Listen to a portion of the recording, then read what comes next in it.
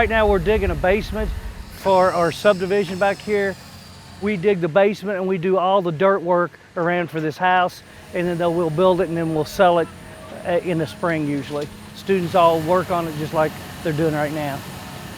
We got an excavator out here that we got from Dan Christianity, and we also got a tri-axle by Thyman Group, and we also got a single axle in case we ever need it. A project like this is going a little bit beyond what most vocational schools or career centers can do, just because we do have so many contacts.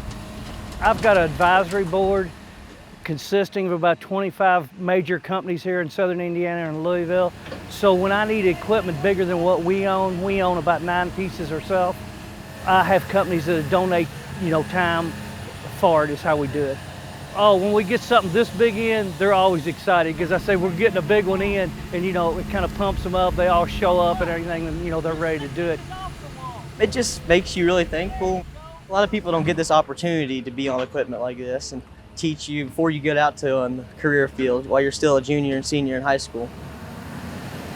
I feel that it's pretty incredible because that just means bigger companies support young kids wanting to learn this trade, and it gives us an opportunity to get into the bigger things. It feels good. I didn't think it'd be this easy coming out here, because you just go to school to come out and work with the equipment instead of going to school where you just learn about it and then finally get out to doing. And the first week when we came here last year when we was juniors, we got out there, started learning and doing it all. That's the biggest advantage here with Prosser. It's a 2-year course, and by the end of the second year, I have the students ready to go out on a job site, and I run our classroom just like a job site. So it's nothing new for them when they go out.